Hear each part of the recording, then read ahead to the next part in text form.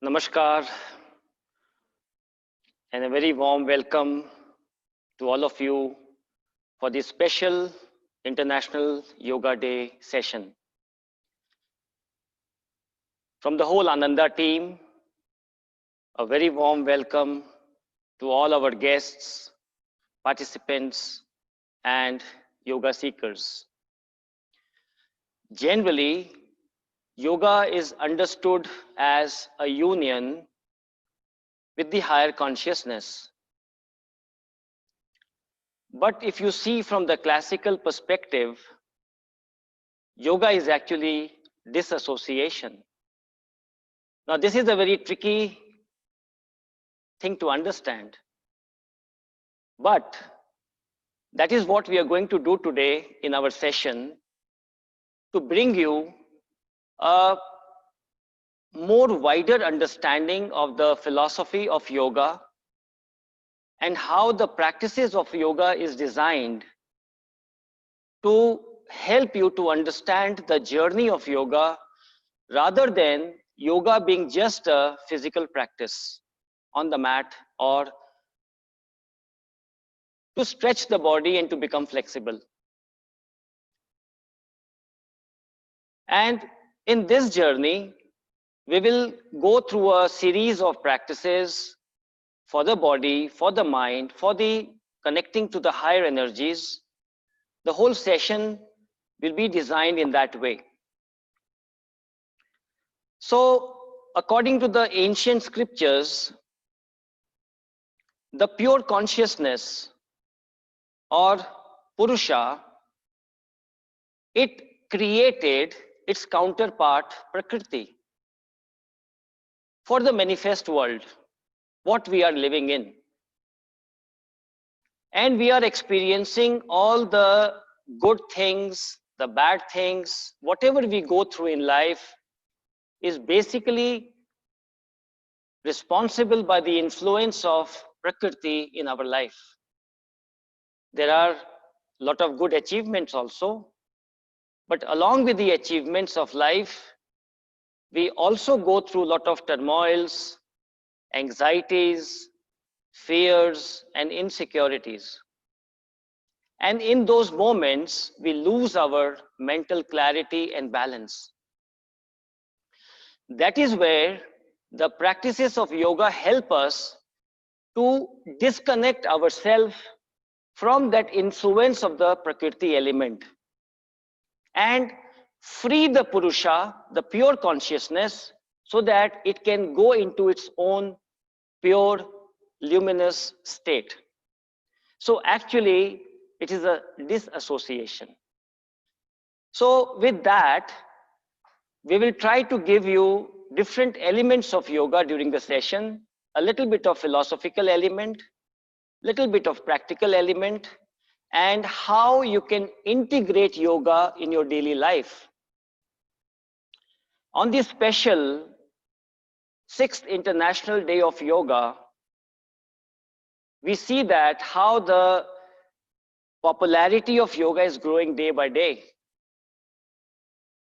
And yoga has not just become a practice of physical body, because there are so many different elements within the personality that needs to be balanced.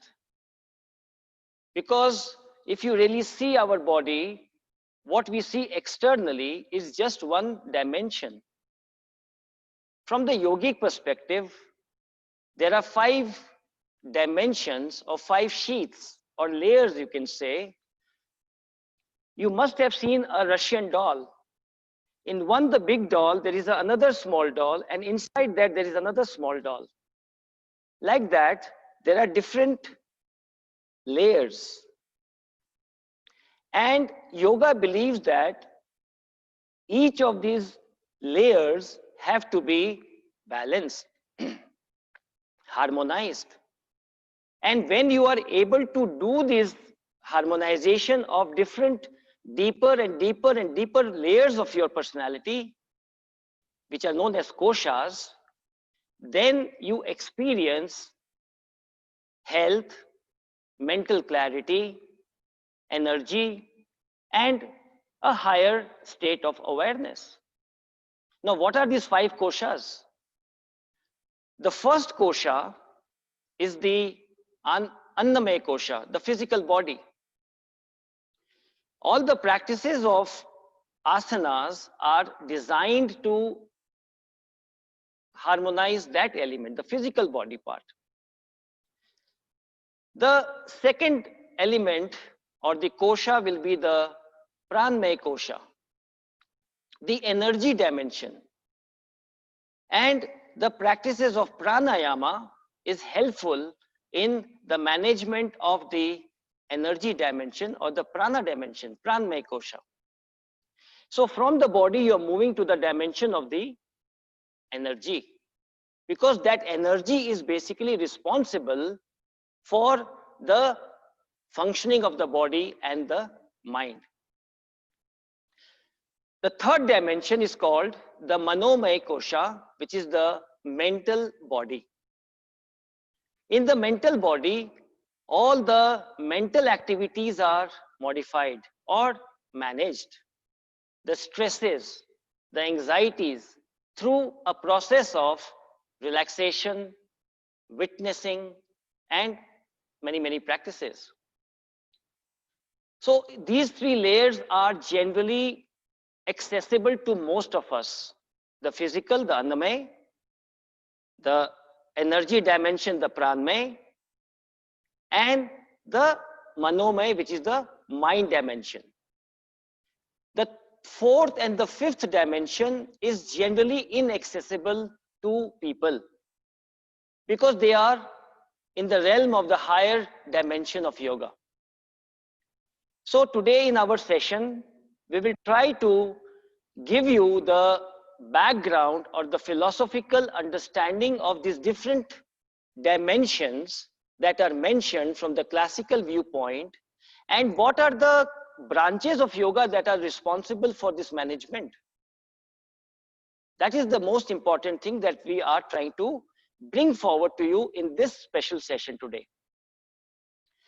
At Ananda, we are committed to the classical form of knowledge and not allowing the modern systems to dilute the ancient knowledge. Whether it is Ayurveda, whether it is yoga, whether it is Vedanta, these are the 3 pillars on which the whole philosophy of Ananda is standing. And all the guests who come here, they go through a series of practices and lifestyle changes and intellectual understanding so that they are able to manage their lifestyle in a better way, and all the things that are lacking in their life, they are able to handle it better and go back in a much better refreshed conditions and rejuvenated conditions. There are certain points that have come to my mind which I will share you during the session. It's very good that we are celebrating the Yoga Day and it is becoming a very big event. But for a true seeker, for a true aspirant of yoga, just one day is not a yoga day. No. Every day is a yoga day because you have to practice yoga every day. Like you eat, like you sleep, like you go to your office for working. Yoga day has to be every day is yoga day. So if you practice yoga just today, the benefits of yoga cannot come. It has to be brought into your daily life, then the result of yoga will come in your life. Otherwise, sorry to say, you are just not ready for the yoga. And Swami Satyananda, who was one of the pioneers of yoga, and we have all been trained from his school of yoga, the Bihar yoga tradition. Many years ago, he had said that yoga is going to be the tradition or the culture of the future 21st century. and it will change the course of world behavior and actions.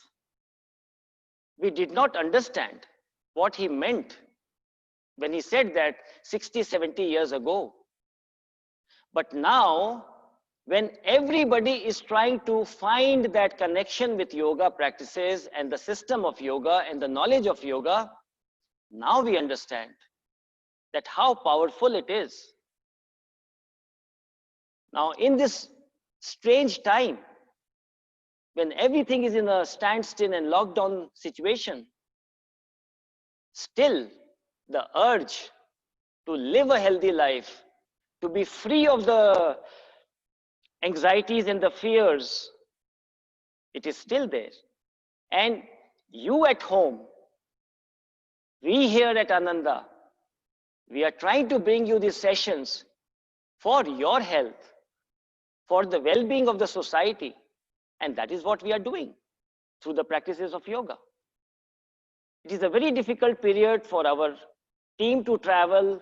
The hotel is closed at the moment, but still we are trying to find a way out so that we can stay connected.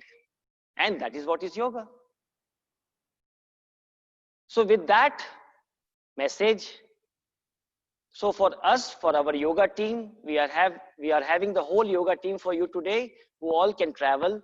Farina will be guiding you to a 1-hour yoga session with all the asana practices.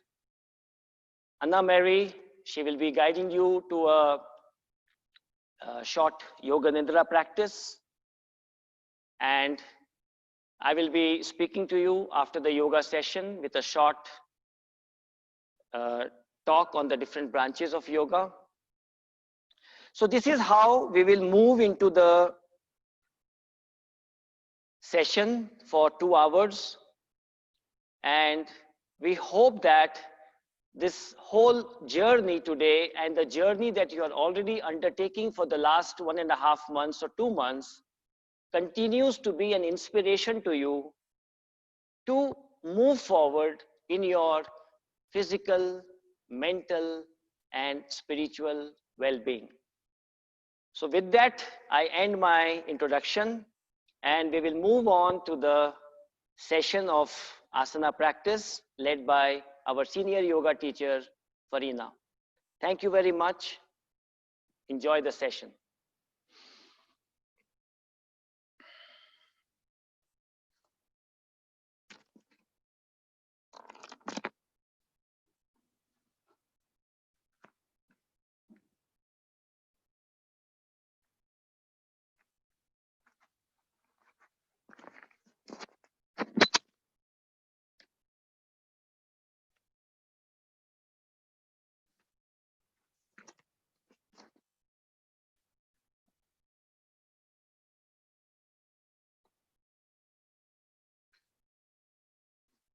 Namaskar, a very happy yoga day to all of you.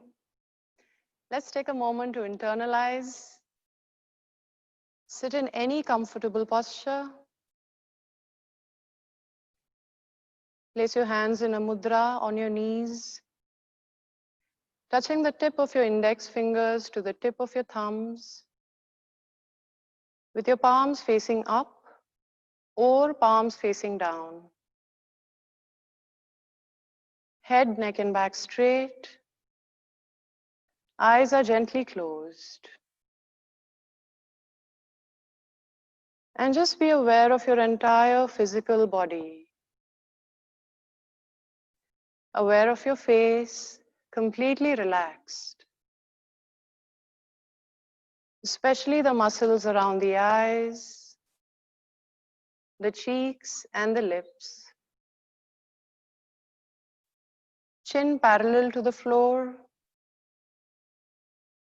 Shoulders away from the ears, slightly back with your chest open. Abdomen is relaxed. Spine straight. Sitting bones evenly grounded on the floor. Legs in any comfortable posture.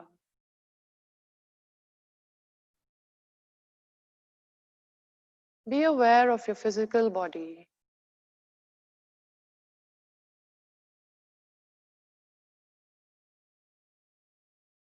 And move your awareness to your natural breath.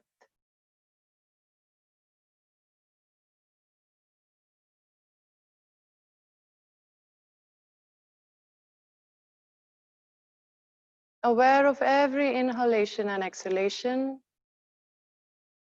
without modifying it.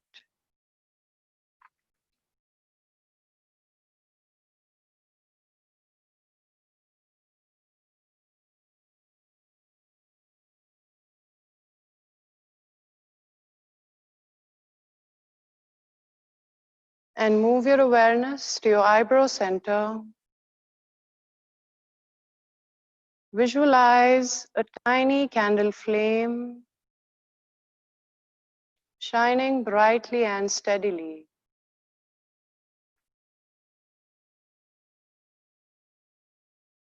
Looking at this flame, we will chant Om 3 times together. Take a deep breath in.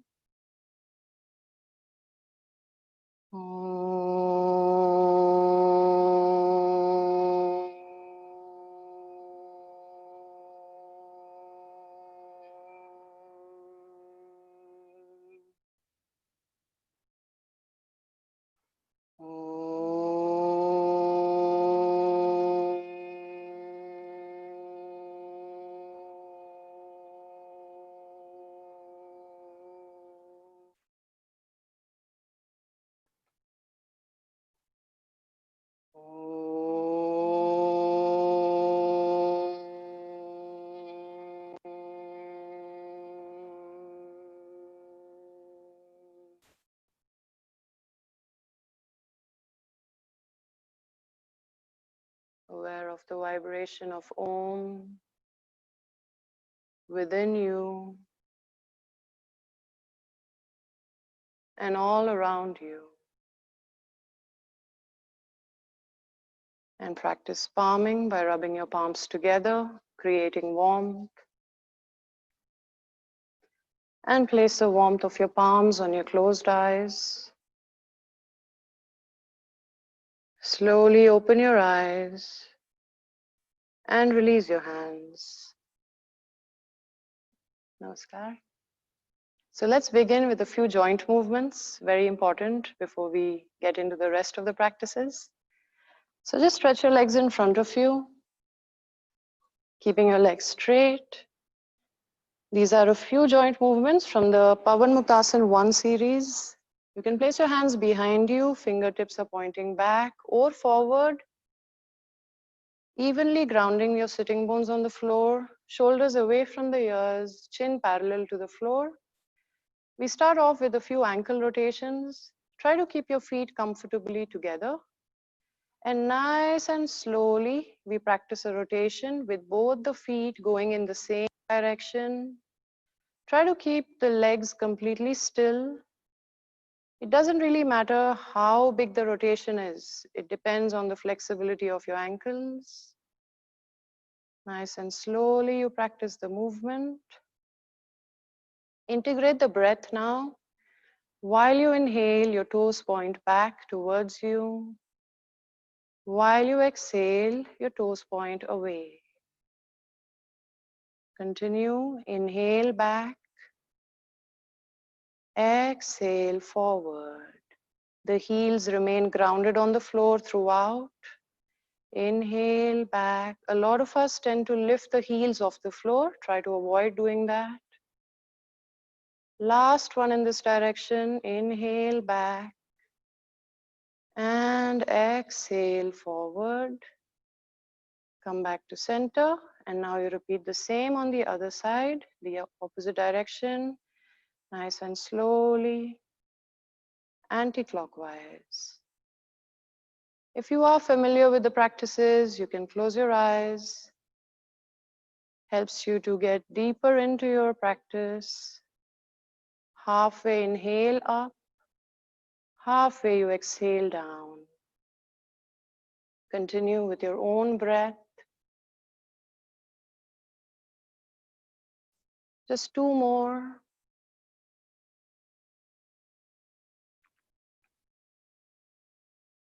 Last one.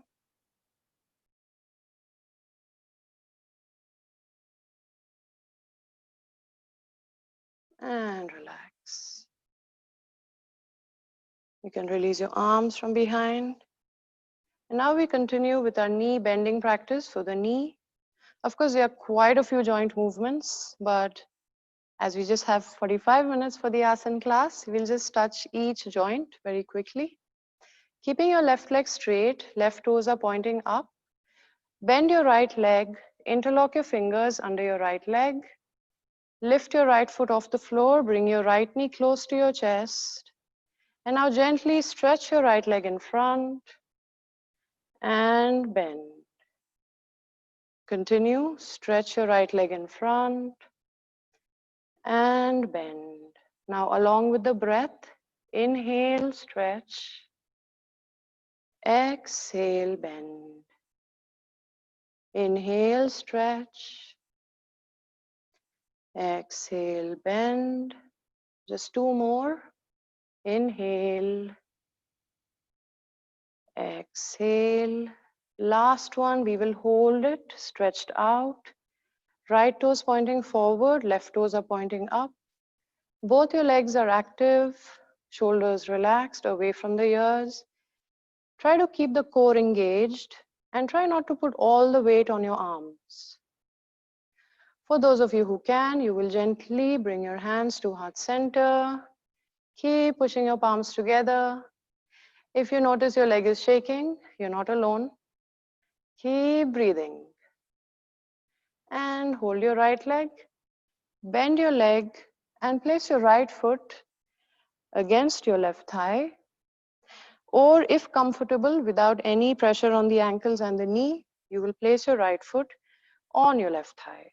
For Ardha Titli Asana, half butterfly, a very good practice for the hip joint and the inner thigh.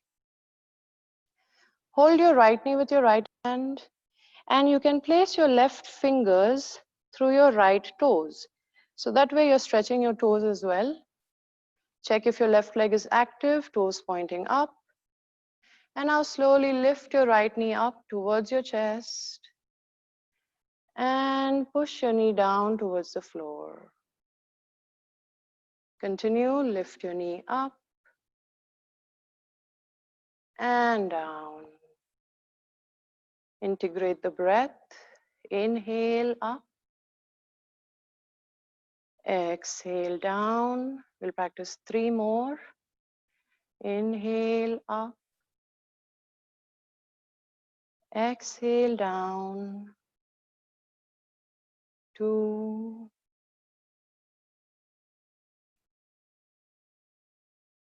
Last one. Inhale up.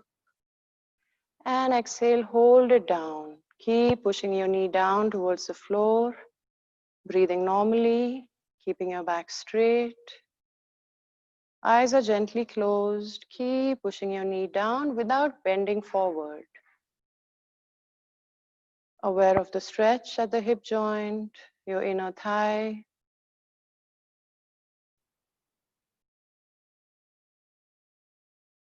And gently inhale, lift your right knee up. Release your toes and release your right leg. And now we repeat the same 2 postures on the left side. First we do the knee bending. Keeping your right leg straight, active, toes are pointing up. Bend your left leg, interlock your fingers under your left leg.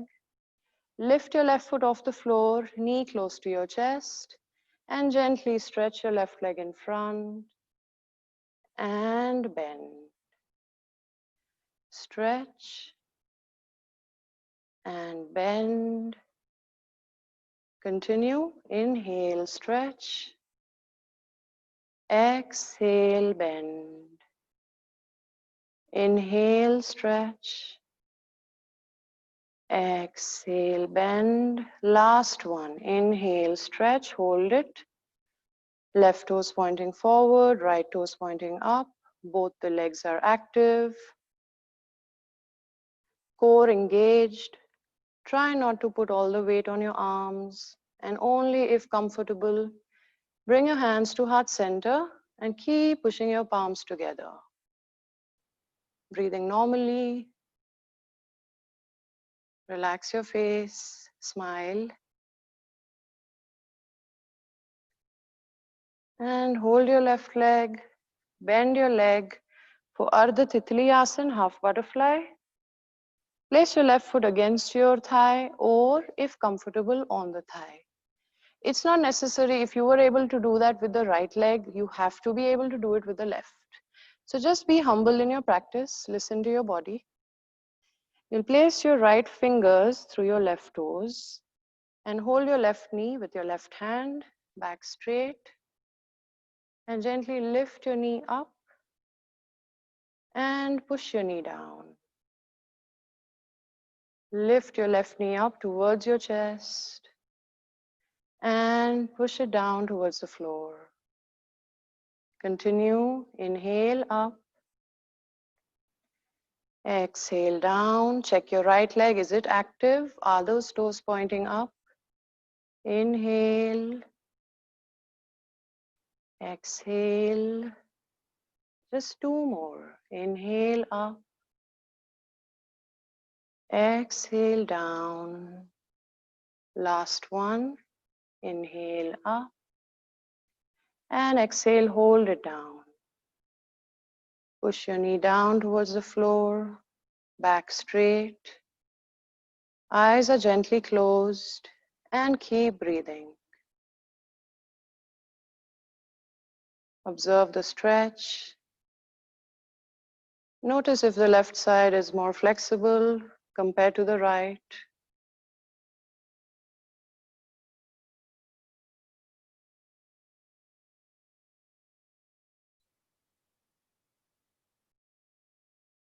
And inhale, bring your knee close to your chest.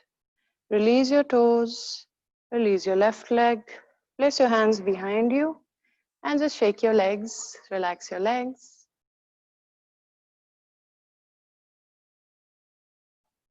And now we continue with a few joint movements for the upper body. So just sit in any comfortable posture. Stretch your arms in front of you, keeping your hands as wide as your shoulders. Fingers pointing forward, including your thumbs. Now gently bend your thumbs and then you make a fist. We practice a rotation for the wrist like we did for the ankles. Nice and slow rotation. Arms remain straight and active throughout the practice. Imagine a coin on the back of your hands and you don't want the coin to fall. Nice and slowly. Halfway you inhale up and halfway you exhale down. Check your back, is it straight? Halfway inhale up. Exhale down. Just two more in this direction.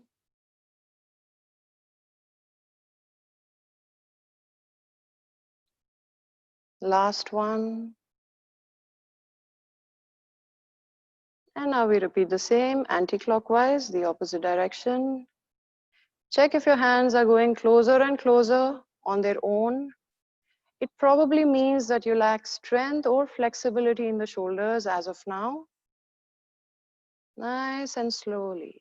Halfway you inhale up and exhale down. Inhale.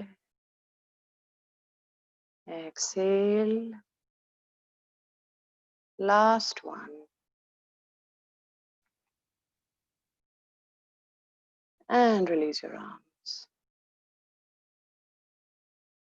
Aware of the sensation you might have felt during the practice in the shoulders, the arms, the wrist. And our last joint movement for today is for the shoulders, the shoulder rotation. Place your fingertips on your shoulders and keep your fingertips right there throughout the practice, chin parallel to the floor throughout the practice. Bring your elbows close together, as close as possible. And reach your elbows up, lengthen your spine, going all the way back, as far back as you can, as if you want to touch your elbows behind. And again, bring your elbows forward. Reach up, lengthen, and go back. Continue nice and slowly. Inhale up, exhale down. Inhale up, exhale down. 2 more in this direction. Check that your head is in the same position. We do have the tendency of dropping the head up or down while we do this movement. Try to keep the rest of your body still. Last one. Inhale up and exhale down. Join your elbows in front. Now we repeat the same in the opposite direction. First, drop your elbows down, back, up, and forward. Continue.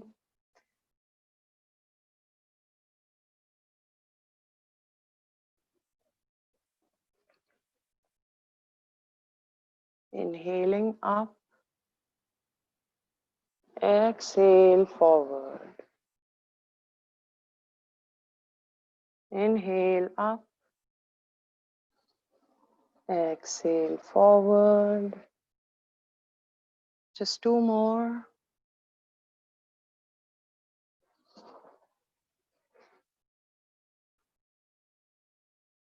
Last one.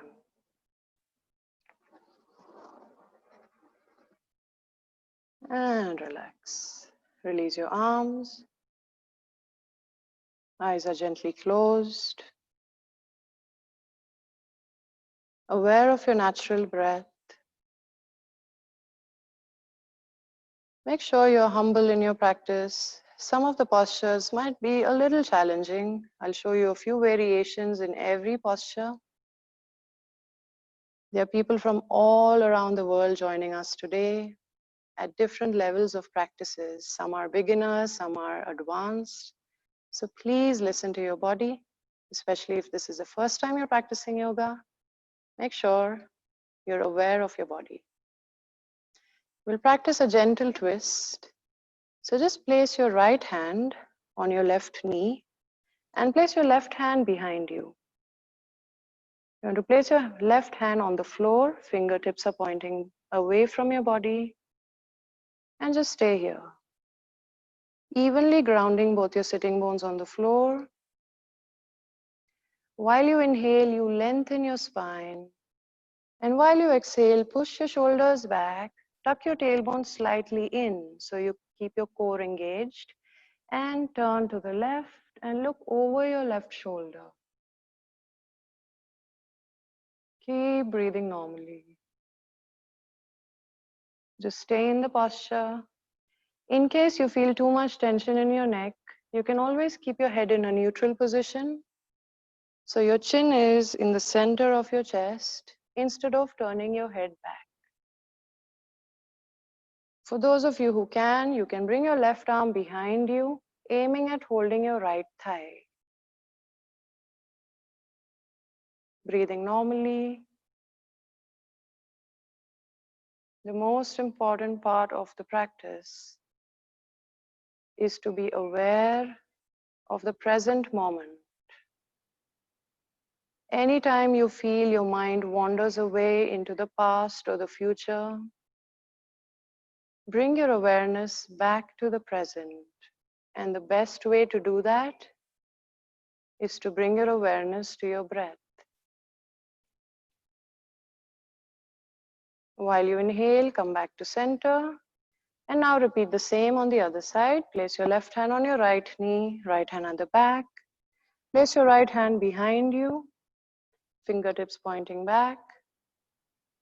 So you don't want to lean on that right hand. The right hand is just there for you to keep your back straight. While you inhale, lengthen your spine, push your shoulders back, engage your core, and turn to the right. Again, check your neck. If you would like to keep it in a neutral position, perfectly fine. Eyes are gently closed. Stay with your breath.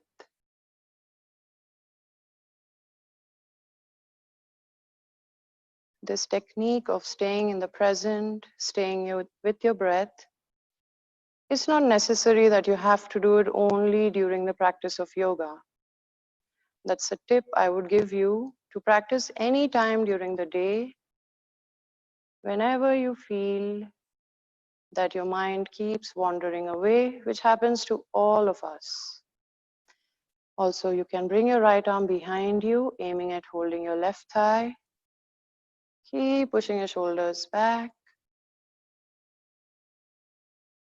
Check if your face is relaxed.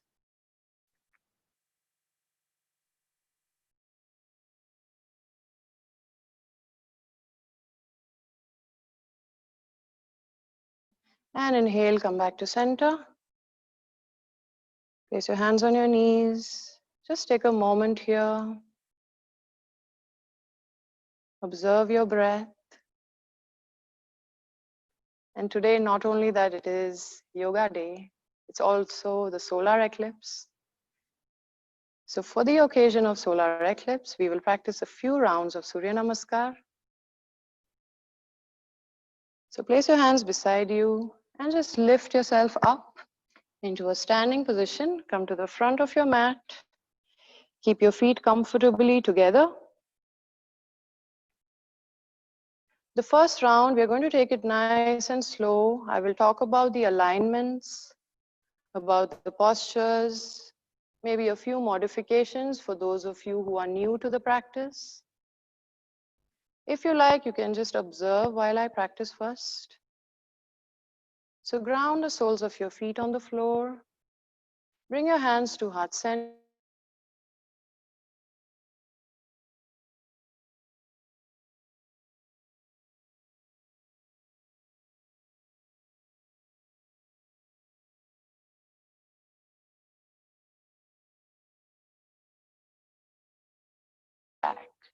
Remember, the first one is just a gentle practice. Hinging from your hips, keeping your back flat, slowly bend forward. And place your abdomen on your thighs. For those of you whose hamstrings are too tight, you can bend your legs. Perfectly fine to bend your legs in this posture as long as your abdomen stays on your thighs. Shoulders away from the ears. Due to gravity, your shoulders will want to keep going down. Shoulders back. Place your hands on either sides of your feet. And step your right leg back as far back as you can. Place your right toes down, right knee down. Come on your fingertips, look forward. Your left knee and ankle should be in one line. Ashvasanchalanasana. From here, ground your hands on the floor, spread your fingers out, index fingers are pointing forward. Lift your right knee off the floor and step your left leg back for Santulanasana plank.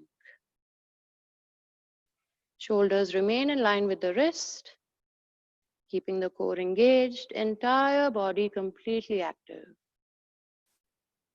From here, bring your knees, chest, and chin on the floor. For those of you who are unable to practice this, just lie down on your stomach. Ground your hands, ground your toes, and slide your chest forward for Bhujangasana.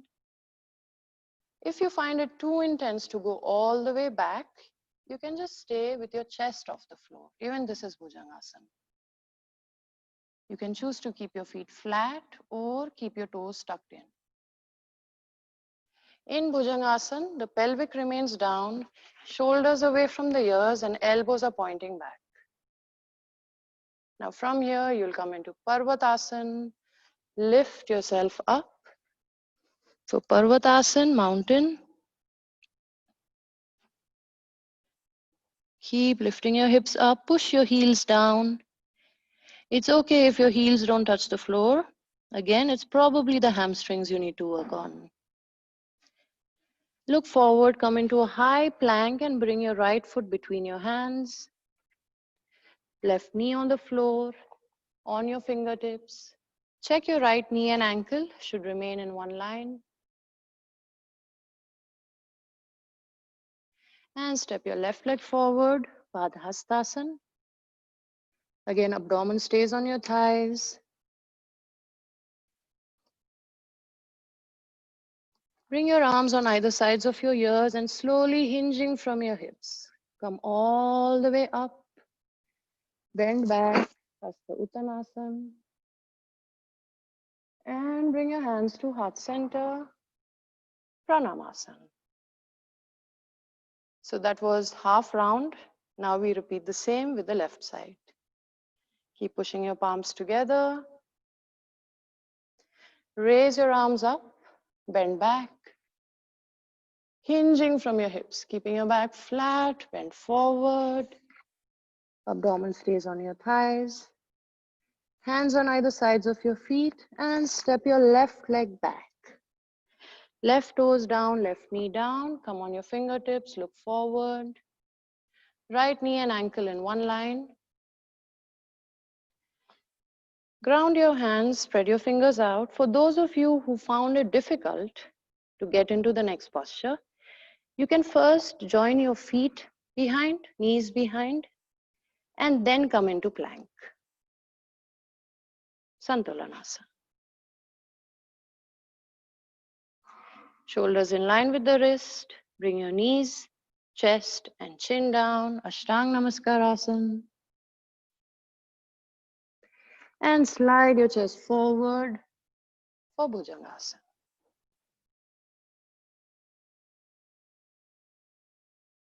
Come up into Parvatasana, mountain. For those of you who found it difficult to bring that foot forward in one go, you can bring your knees down and then step your left foot between your hands into Ashwasanchalanasana. Check your left knee and ankle, one line. And step your right leg forward. Abdomen stays on your thighs. Arms on either sides of your ears and slowly come up and bend back. Hasta Uttanasana. And bring your hands to heart center, Pranamasana. Just release your arms. We'll practice 2 more rounds of Surya Namaskar. The next round, we will integrate the breath. Every back bend is inhale, every forward bend is exhale. The plank and Ashtanga Namaskar Asana is done with one exhale. If you feel you have to take a few breaths in between, perfectly fine.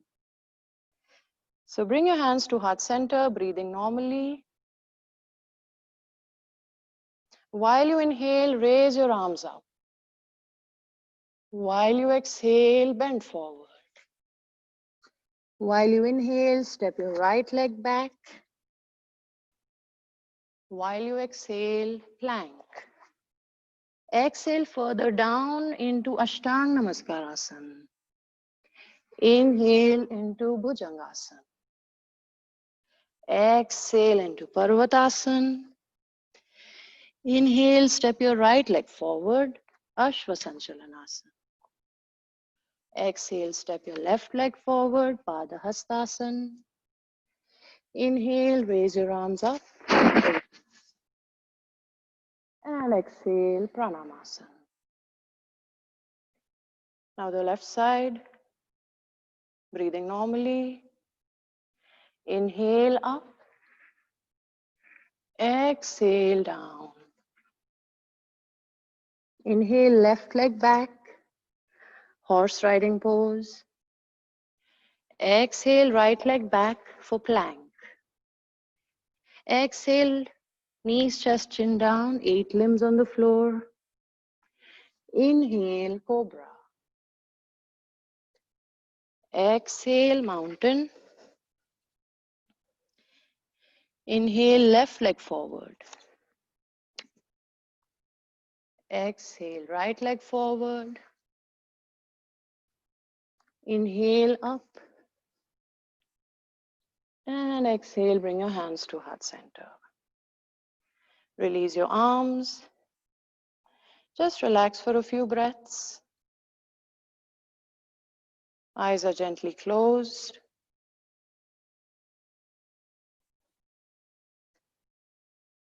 The last round of Surya Namaskar.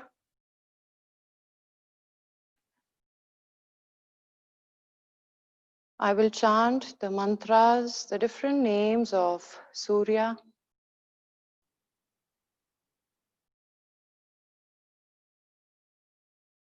So when I say Om, you move to the next posture. So that way you know that you move on to the next posture, all right? So bring your hands to heart center. This is the first position. Om Mitraya Namaha. Om Ravaya Namaha. Om Suryaya Namaha. Right leg. Om Bhanveya Namaha. Om Khagaya Namaha. Om Pushneya Namaha. Om Hiranyagarbhaya Namaha.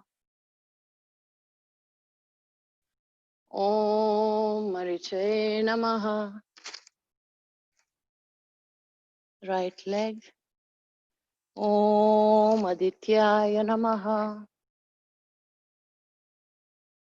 Om Savitre Namaha. Om Arkaya Namaha. Om Bhaskaraya Namaha. Now the left side, the first position, Pranamasana. Om Mitraya Namaha. Om Ravaya Namaha. Om Suryaya Namaha. Om Bhanveya Namaha. Om Khagaya Namaha. Om Pushneya Namaha. Om Hiranyagarbhaya Namaha. Om Marichaye Namaha. Om Adityaya Namaha. Om Savitre Namaha. Om Arkaya Namaha. Om Bhaskaraya Namaha.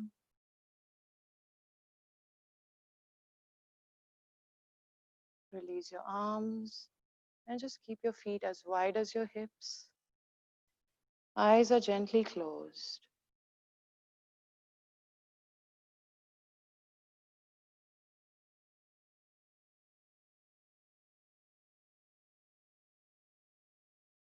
Aware of the vibrations of the chanting.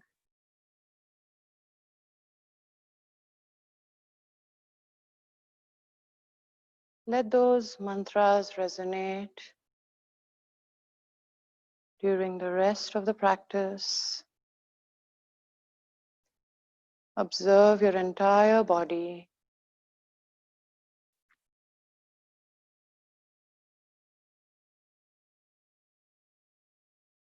Notice if your body is swaying side to side, or is it completely still? Simply observe.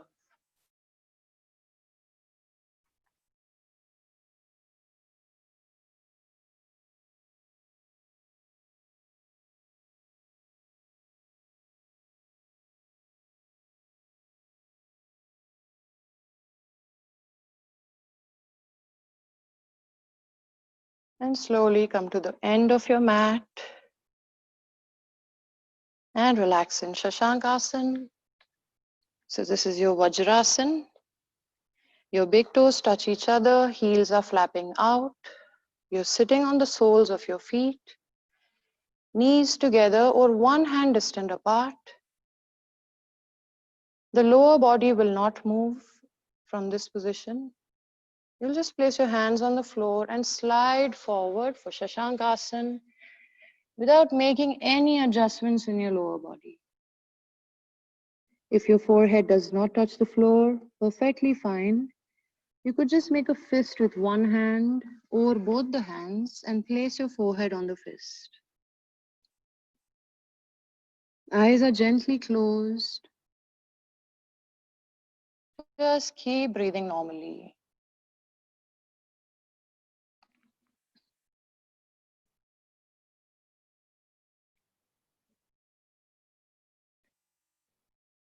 Aware of any effects you might feel physically, mentally, or spiritually.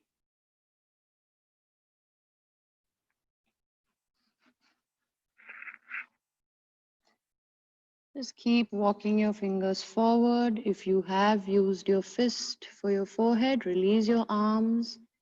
Bring your hands in front of you, look forward, and gently come on your knees and lie down on your abdomen.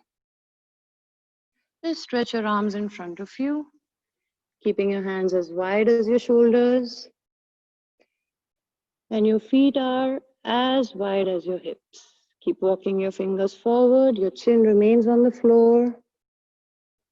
Advasan, reverse of Shavasana. Keep walking your fingertips forward. And we'll practice a posture called Dhanurasan Bow Pose. Before we get into the full variation, I'll show you half Dhanurasan. A lot of us are unable to practice full Dhanurasan. So this will help you to practice the full Dhanurasan. Keep walking your left hand forward, left leg back. Bend your right leg and hold your right foot or your right ankle with your right hand. Maybe for some of you, this is it. That's all you can do today, perfectly fine. Please be humble in your practice.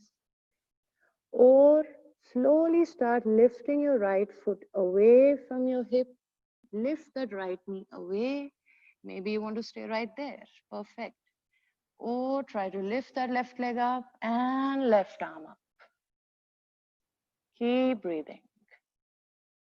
Keep pushing that right foot back, away from your body, and come down. We'll continue the same side, just 3 more times. Inhale, come up. Exhale, down. Inhale, up. Exhale, down. Last one, we'll try to hold it. Inhale, up. Keep breathing. Never hold your breath. Aware of your breath. Stretch that left arm, left leg away from your body. Keep pushing that right leg back. And exhale down. Release your right leg, release your right arm. Come back to Advasan. Relax for some time.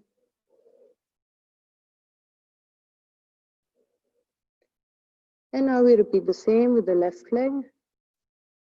Keep walking your right arm forward, right leg back.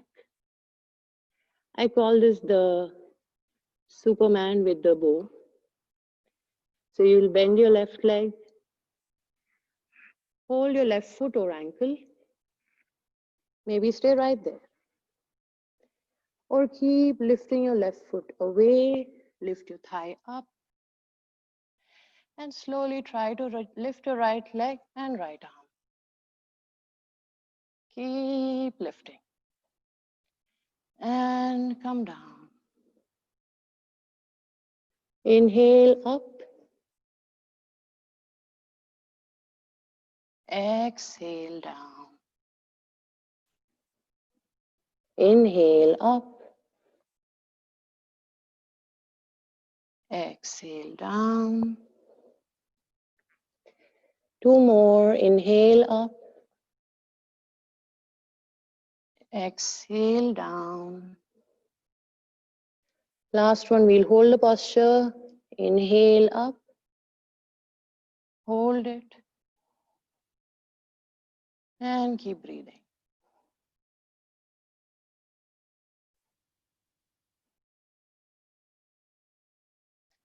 Exhale, relax. Stretch your arms in front of you. Just relax.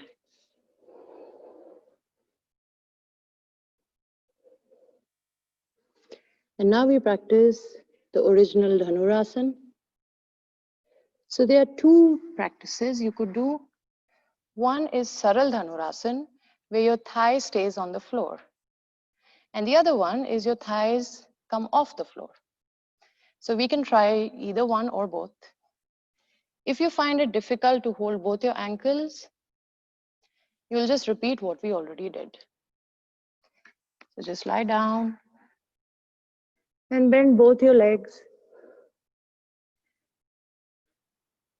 Hold your feet or your ankles and keep lifting your feet away from your body.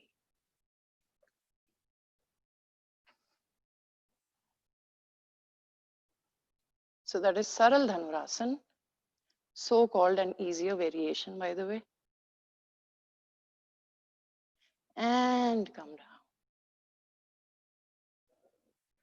Continue. Inhale, come up. Exhale down. Inhale up. Exhale down. Now you can try to lift your thighs off the floor if they're not already lifting. Inhale up. Exhale down. Just two more. Inhale up. Exhale down. Last one, you will hold it either with your thighs on or off the floor. Inhale, come up. Hold it and keep breathing.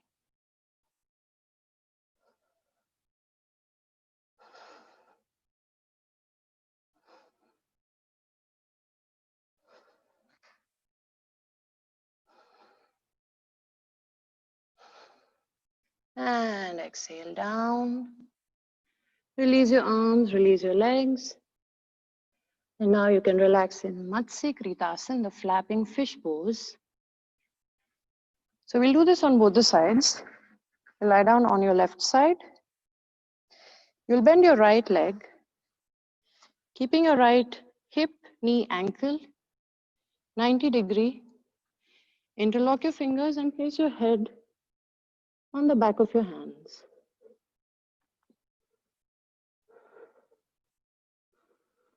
And just relax.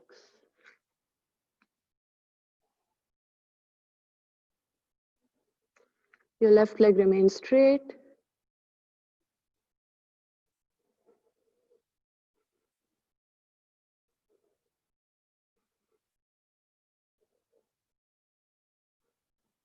Keep breathing normally.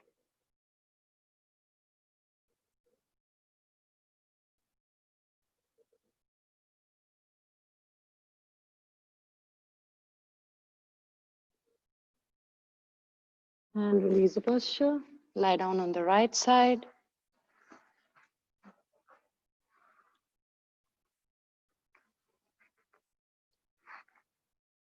So right leg is straight, left leg bent. Hip, knee, ankle in one line. A very nice practice for the back. I'm sure most of you sleep like this.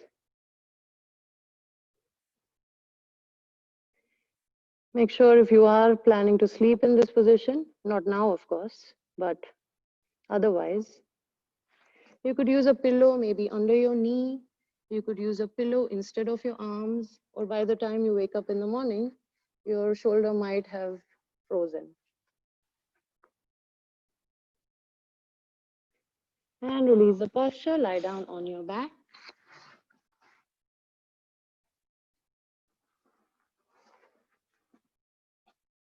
We'll just practice one last posture, a twist.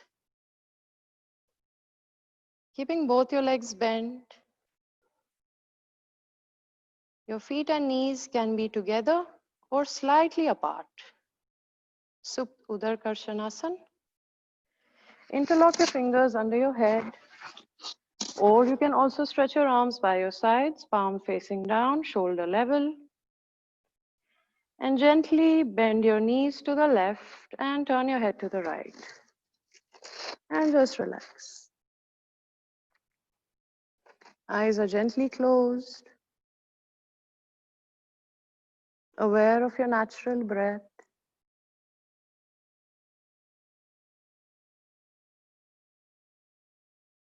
Just a few breaths here. You're using this posture just to relax. It's okay if your feet are not together, knees are not together. That's okay. But the shoulders remain on the floor. Inhale, come back to center.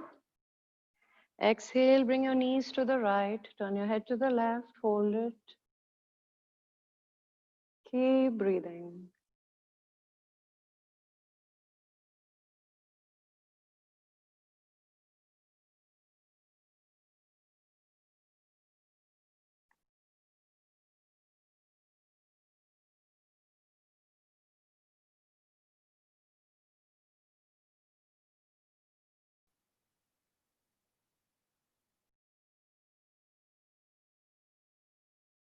Inhale, come back to center and just hug your legs.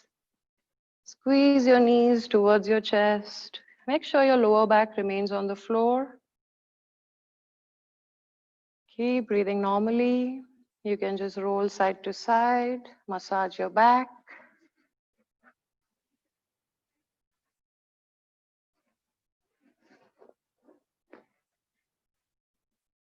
And come back to center. Release your legs and lie down in Shavasana. Eyes are gently closed.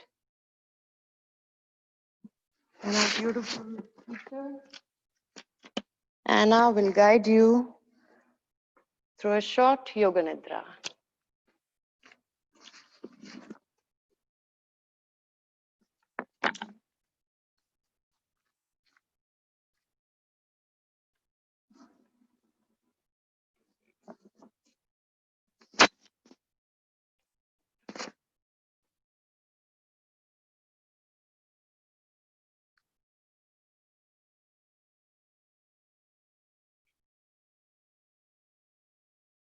Namaskar. Please make yourselves comfortable in Shavasana or the corpse pose.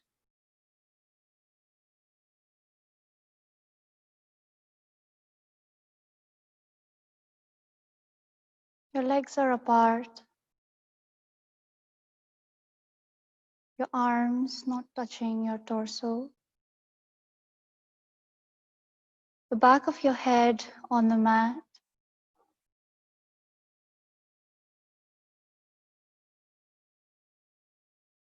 Entire body relaxed.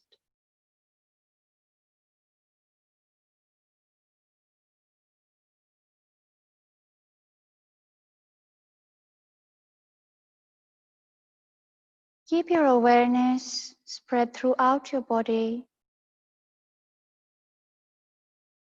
and continuously let go of any tightness or strain that you can find.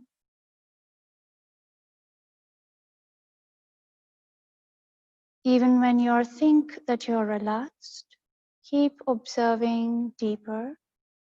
Look closely.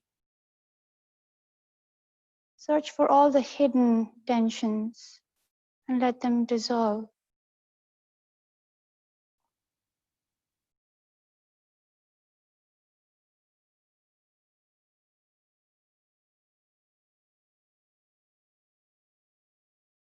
Use each exhale to release yourself deeper into the asana.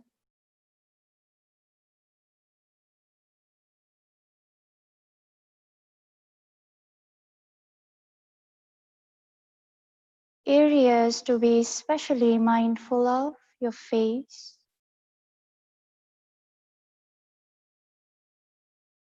shoulders completely drop down onto the mat,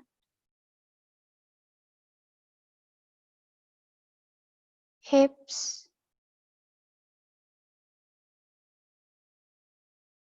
abdomen soft,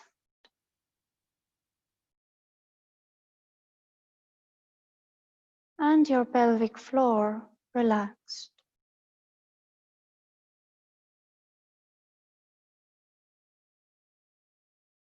Areas we tend to keep straining.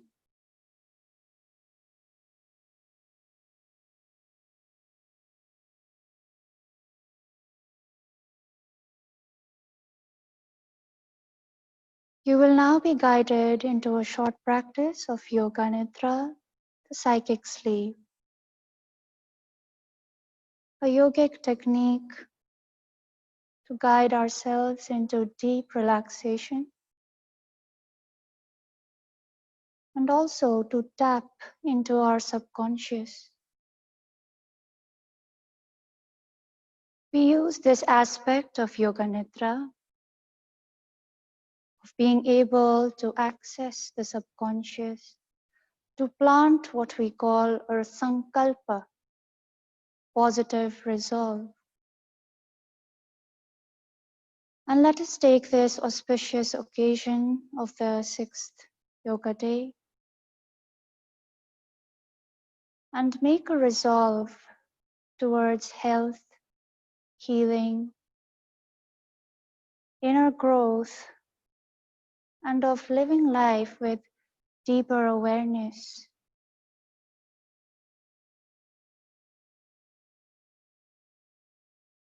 Structure your resolve in a short, positive sentence.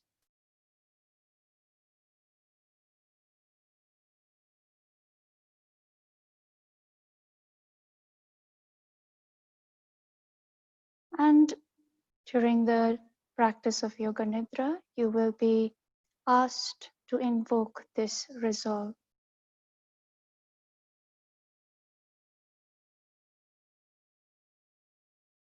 Your body is now completely settled in Shavasana.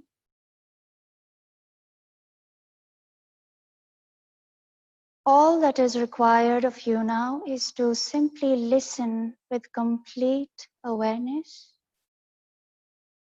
and to follow the instructions gently without any strain.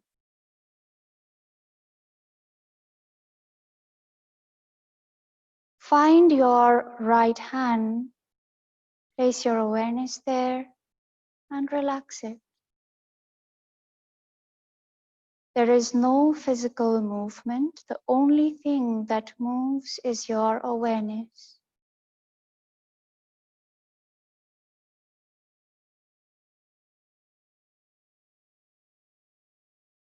Right arm,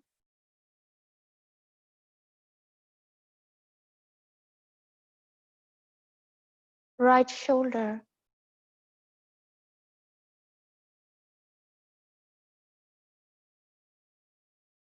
right waist,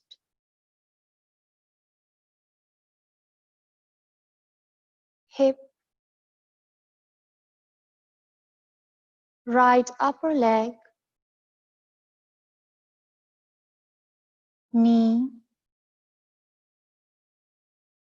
lower leg,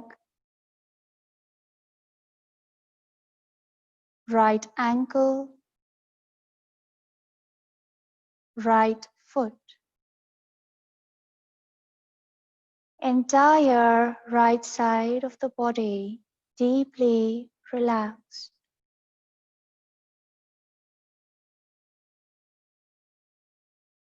Now gently find your left hand and relax it.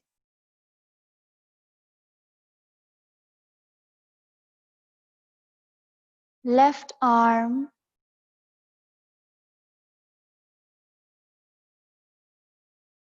left shoulder, left waist, hip, upper leg, knee, lower leg, ankle, left foot. Entire left side of the body deeply relaxed.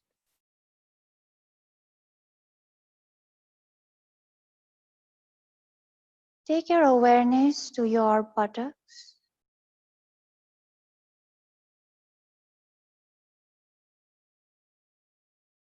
lower back, middle of the back, right shoulder blade, left shoulder blade, entire back, entire back deeply relaxed.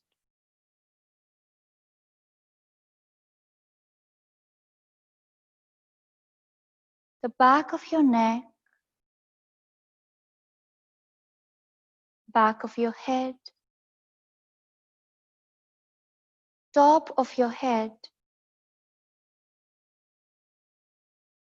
forehead,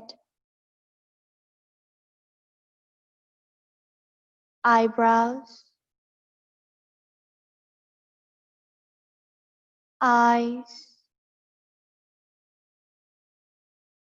nose, space between the nose and the upper lip,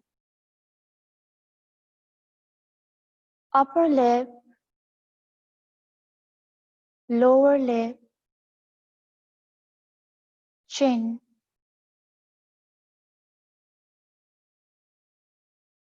right cheek,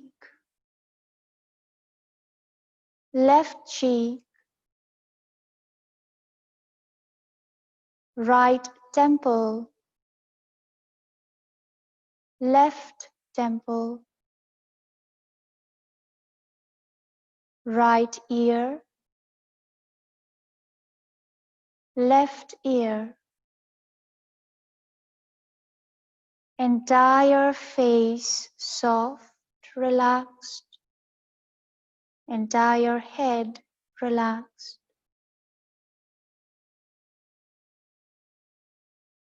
Front of the neck,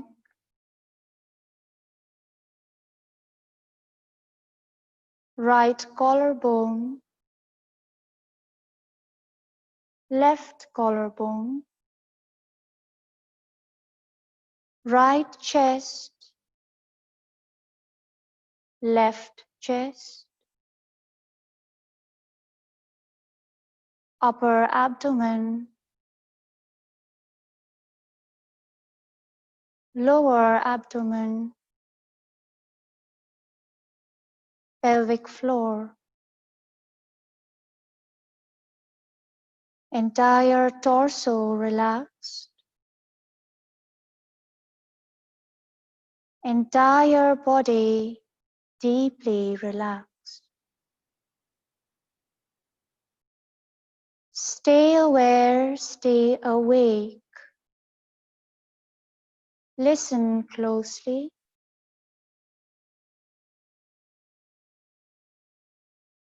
Now take your awareness to your abdomen.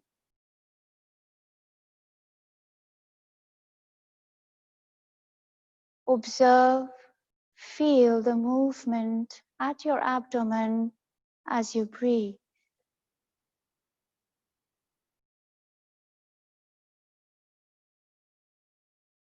Do not control your breath.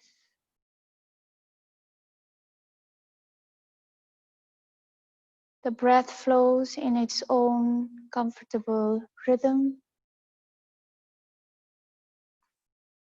We are simply observing the movement at the abdomen as you breathe.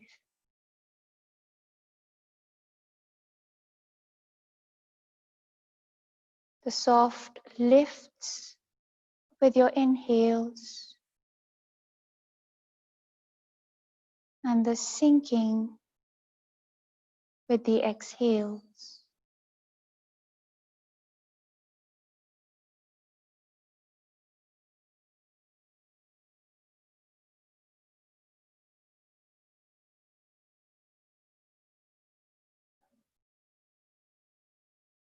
It is a very calming and soothing observation, one that immediately relaxes you.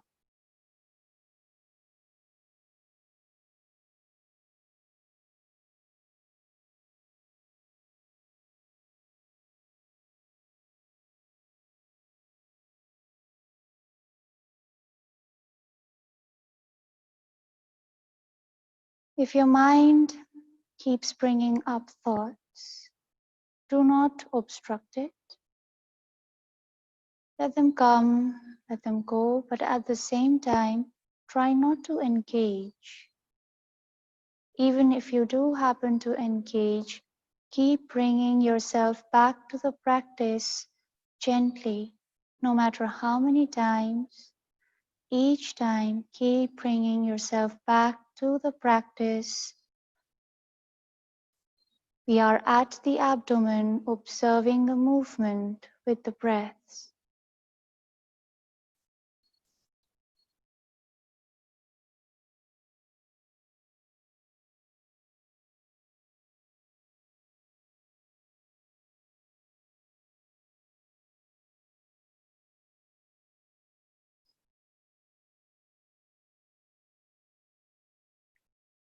You will now start counting your breaths backwards.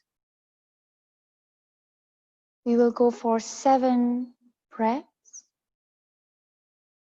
7 inhale, 7 exhale, 6 inhale, 6 exhale, 5 inhale, 5 exhale. Please continue counting your breaths backwards till 1.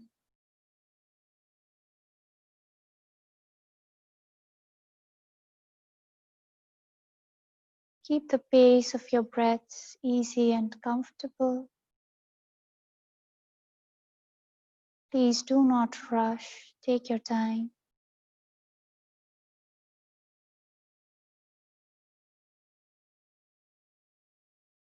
Even if you finish your counts early, just continue to stay with your breaths at your abdomen.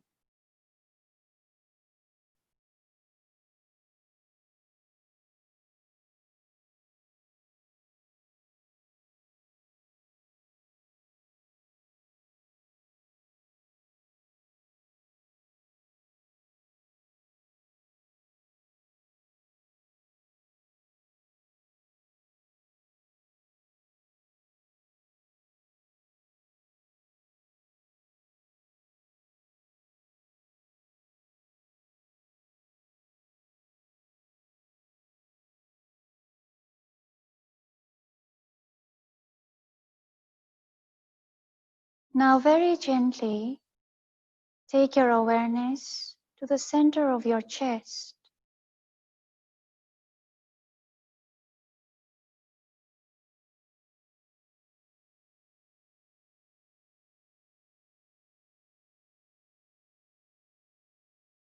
Awareness fixed at the center of your chest. Continue to stay with your breath.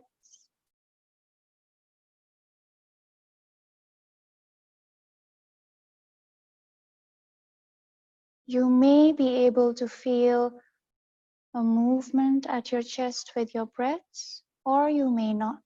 Either way, it's perfectly fine. Continue to stay at the center of your chest and with the easy rhythm of your breath.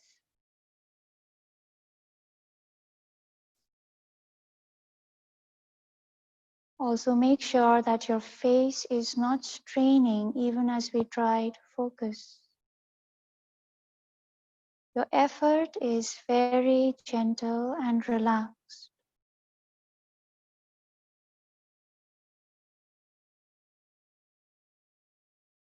Now again, please start counting your breaths backwards from 7. Do it at your own pace. Try not to go too fast.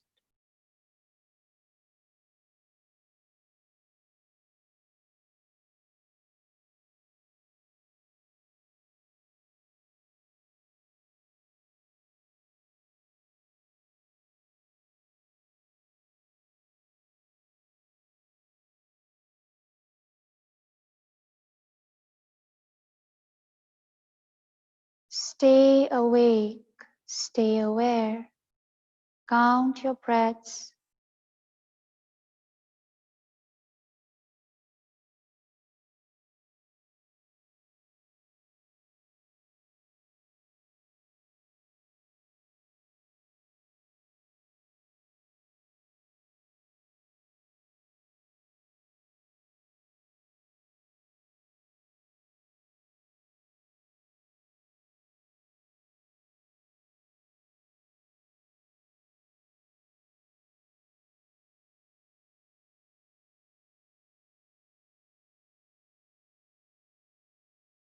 If you have completed your counts, please continue to stay at your chest.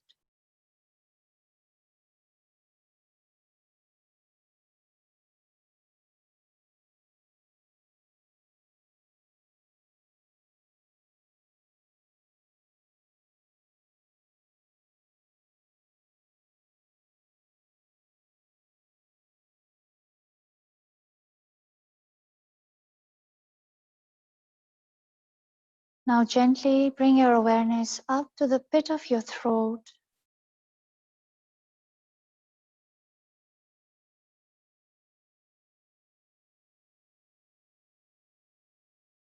And again, just be aware of your breath.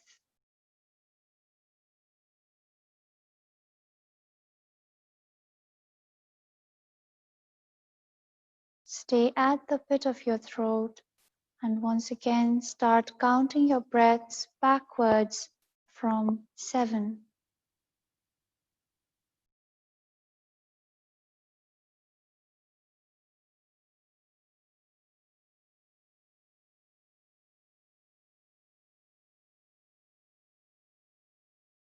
There is no strain in your effort. Be gentle in your practice.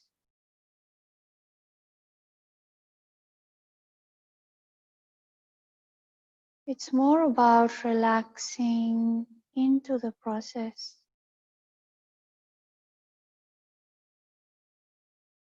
Into the practice.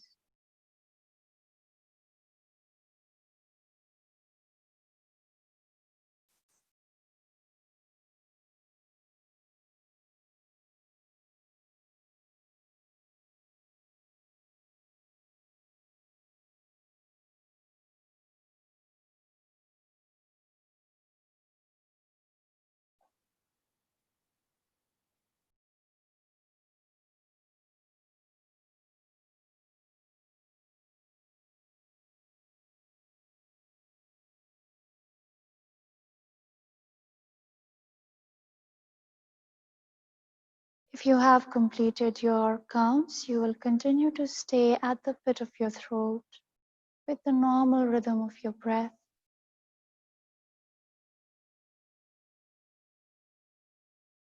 You are fully awake, aware. Now very gently take your awareness up. Find the point between your eyebrows and gently let your awareness settle there. Your face is completely relaxed, your mind at ease. You will now bring up your sankalpa, the resolve,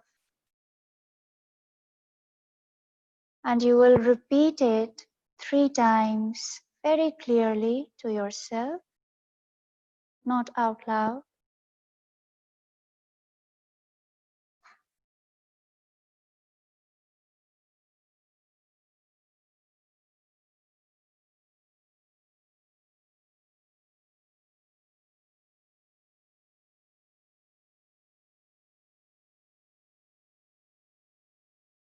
After your 3rd repetition, release your sankalpa, your resolve, now planted deep within your subconscious.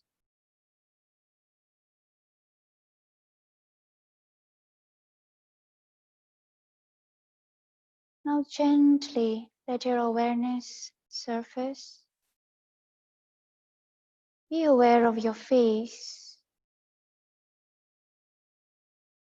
Spread it down to your entire body.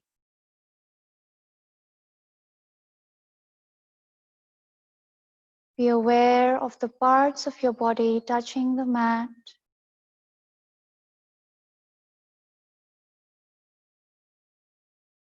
Feel the clothes against your skin.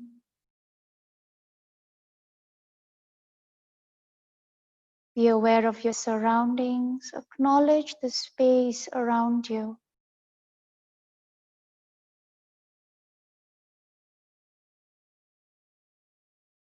You are at ease.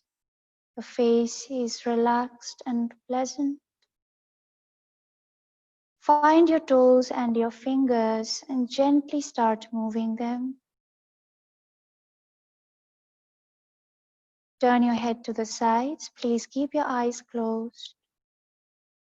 Join your legs together. Take your arms above your head and give yourself a big stretch.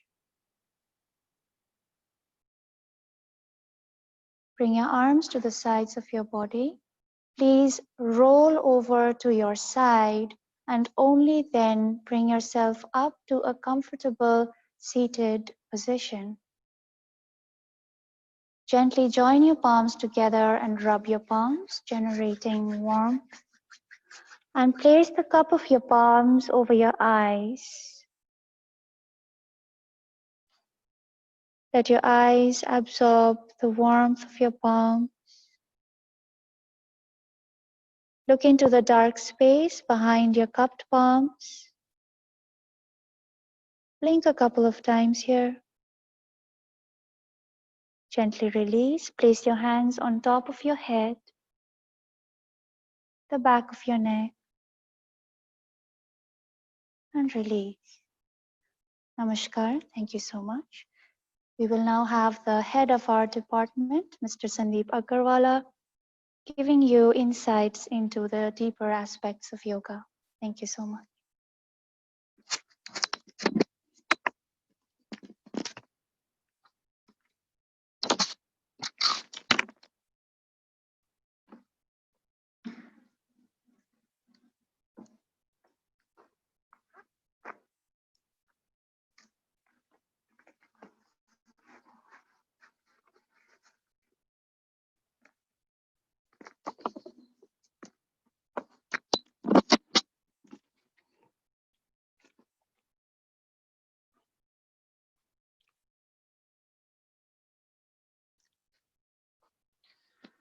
Namaskar once again, and what a lovely relaxation. Thank you, Anna. Thank you, Farina, for an amazing session. I was almost going off to sleep, And thank God that I was awake in the right time. Otherwise, I would have to be woken up for this session. So we have few minutes just to give you some insights on some different aspects of yoga. Generally, as we have started our introduction in the starting, we have said that how the higher consciousness associated itself with the Prakriti element, the materialistic element, the manifest element, and the creation started. That is what the journey of creation has been explained in the yogic texts. And in that association, all the good things and the bad things and all the stresses and all the beauty of life, everything manifests. And our whole purpose of life has to be understood in that moments. The yogis in the ancient times had lived a very comfortable and a well-satisfied and content life. But then still they always wanted to explore life, that what has been the purpose of life, or what has been the source of this life. What have we to do in this life? And the knowledge that the yogis have given to us is simply very, very invaluable. Only in times of stress, only in times of difficulties, we connect with that knowledge to find our balance and well-being. And also I had mentioned about how we had different dimensions or different koshas. I mentioned about the Annamaya kosha, I mentioned about the Pranmaya kosha, the energy dimension, I mentioned about the Manomaya kosha. The last two dimension is the Vijnanmaya kosha, the fourth dimension, which is the intuitive element, the higher faculties of the mind. And the fifth dimension is the dimension of the Anandamaya kosha. Surprisingly, the name of our resort is also Ananda, and that signifies the state where you are in when you come here. And the practices that we did, the posture that was led by Farina, was actually working on the dimension of your body and the energy, that is the Pranmaya kosha. And these two dimensions are dealt with in the practices of Hatha Yoga. Now, many people ask us as yoga teachers that there are so many different forms of yogas in the world. So which yoga is right and which yoga is wrong? So the answer to that is, there are no right and wrong in yoga. You have to go back to the original source of the knowledge, and then you will understand what is right and wrong, because the source is one.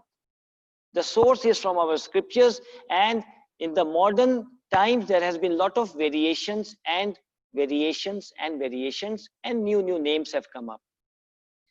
So I'll speak to you very briefly about these systems of yoga from the classical point of view. The first yoga is the Hatha Yoga, and Hatha Yoga is the balance of the two energies, the sun and the moon, the feminine or the masculine, and from the yogic perspective, it is the Ida and the Pingala. When you balance these two energies, a third force activates, which is the Sushumna element or the spiritual element. And the practices of Hatha Yoga were basically cleansing techniques, which are Shat Karmas, all the practices of Neti, Kunjal, Laghu Shankpachalan, these were the physical cleansing practices. Then moving on to the mental cleansing practices or the activation of the mental energy through the practices of Tratak and Kapalbhati and Noli. So they were the whole structure of the Hatha Yoga practices. And if you have understood our session, what Farina was guiding us in the asana practices, so first we were working on the physical body. That was the Annamaya Kosha. And when you are connecting the breath into the practice, then you are connecting to the Pranmaya Kosha. And when you are integrating the mantra into the practice, then you are connecting into the Manomaya Kosha, or slightly into the higher dimension of the mind, the energy dimension, which is the Vijnanmaya Kosha. And this is the journey to go higher. You cannot jump into a higher system unless and until you go step by step in a systematic way. So once you have done the preparation of this yoga and the body has been prepared and the toxins have been removed, then the next word comes into the mental dimension. That is where the system of Raj Yoga comes. And in this system, this was developed by Patanjali in the Yoga Sutras, and it has 8 steps, which are also known as 8 limbs. It started with yamas and niyamas. There are 5 different codes of conduct. For example, truthfulness, which is called Satya, non-violence, which is known as Ahimsa, Aste means non-stealing. So there are 5 different codes of conducts for living in the society in a better way and to purify the mind, to remove the negativities from the mind. And 5 were niyamas, which were cleanliness, which is Soch, Santosh, which is contentment, Tapas, some austerities. Then we had Swadhyay, reading of the scriptures, or being in the company of saints, or self-reflection. So when you start the mental dimension of yoga, these are the foundations. The yamas and niyamas becomes the foundation. And you have already prepared yourself from the Hatha Yoga for the stillness and the steadiness of the body. And the breathing has been, the energy dimension has been harmonized and expanded. And then you move into the dimension of the Pratyahara, which is the 4th element of witnessing or withdrawing your senses to move into the higher dimension of the mind. So Raj Yoga basically dealt with all about awareness, all about witnessing, all about changing the limitations of the mind into a higher states of mind. And moving in from Pratyahara to Dharna. Dharna means one-pointed concentration, trying to be focused. And all the practice of Yoga Nidra was the practice of Pratyahara, where you are able to witness yourself, when you are able to withdraw yourself from the external dimension and move into the higher dimensions of the mind. So Pratyahara, Dharna, moving into Dhyana, which is the 7th stage, where you have developed that one-pointed concentration without any disturbance. Your mind is absolutely one-pointed. And then the final journey or the destination is Samadhi. I cannot speak to you much about Samadhi because I don't know much about it. But that is the final destination where you merge yourself with a higher consciousness. So this was a few words about the second branch of yoga, which is the Raj Yoga. After this, the journey moves into the Kriya Yoga system or the Kundalini Yoga system, because here you work on the energy dimension, which is the unknown dimension. And Swami Satyananda of the Bihar School of Yoga developed this system and made it very simple by bringing 20 Kriyas. And they are just a combination of practices taken from the Hatha Yoga and the Raj Yoga. So it's a combination of breathing, bandhas, mudras, postures, meditation, movement of awareness, so that you are able to channelize the energy into the right direction. That is the Kriya Yoga system. Now, these three systems are known as practices or Bahiranga Yoga or external yoga, which you actually practice. Then the next three yoga is the internal yoga, which is the Antarang Yoga. In these three yogas, there are no practices as such. They are just expressions or attitudes. And the purpose of doing these internal yogas was manage your negative tendencies of the mind. And what are these negative tendencies of the mind? We have 6 negative tendencies in the mind.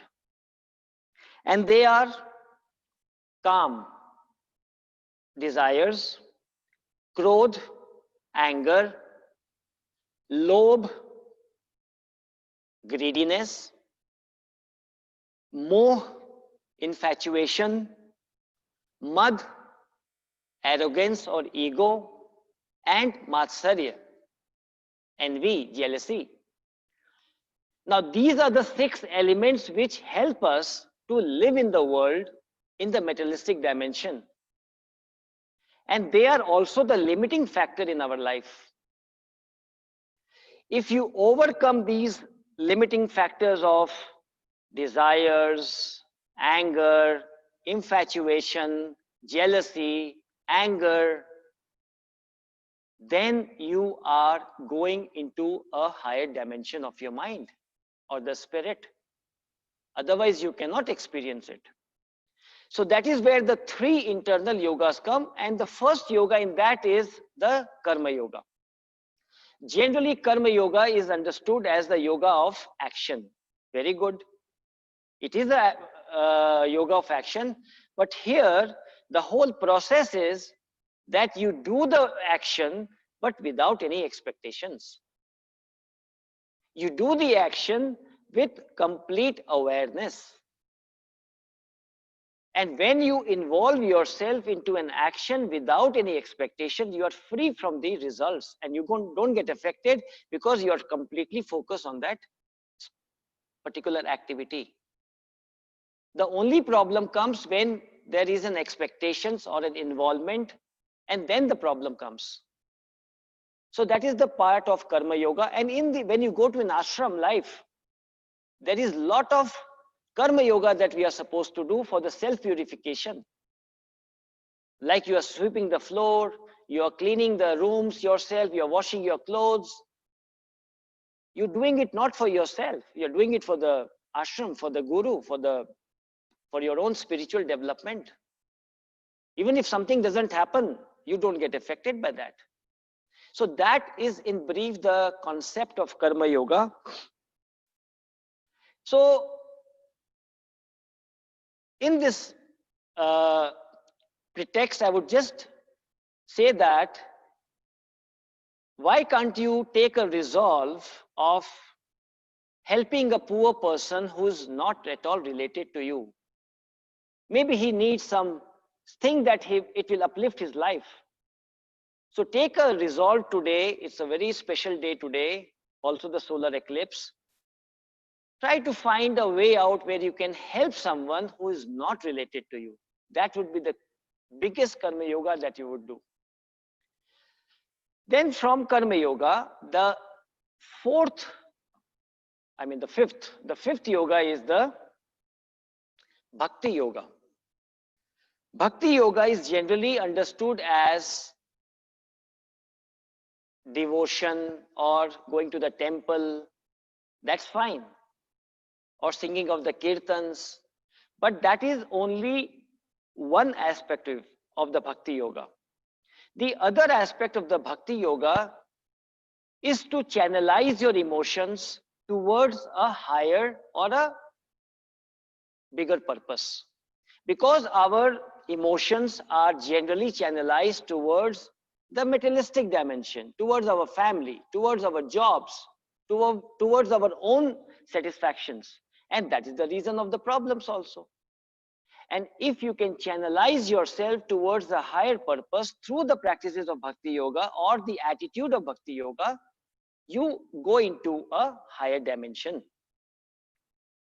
And the last yoga is the Gyan Yoga, which is the yoga of intellect or the yoga of knowledge. Generally, the practices of Gyan Yoga is basically to make you understand that who you are.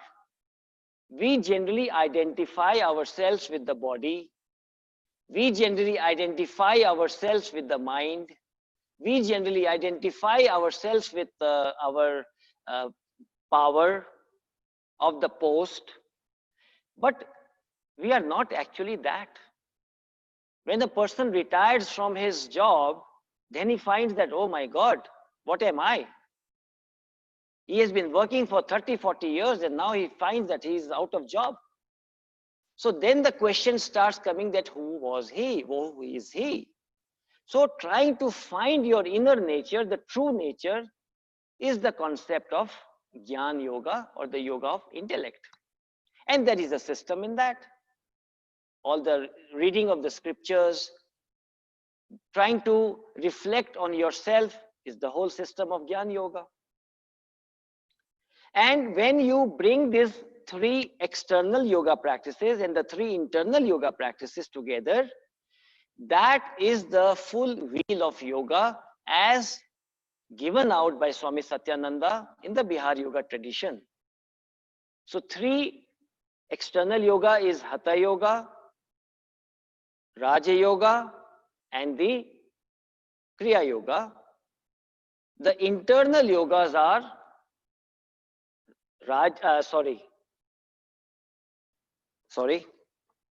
Karma, Bhakti, and Jnana. So this is the whole complete cycle of yoga, which helps you to manage your body, which helps you to manage your mind and energies, all the koshas that we were talking about, and to also overcome your negative tendencies of the 6 negative tendencies of the mind and go up to the higher dimensions of the mind. With that, I would like to invite to you for a very special program to end our session today, which will be the mantra chanting of the Mahamrityunjay and the Gayatri Mantra. Stay with us to end the session with the mantra chanting so that you can actually experience that Vijnanmay Kosha and then the Anandamay Kosha element. Thank you very much.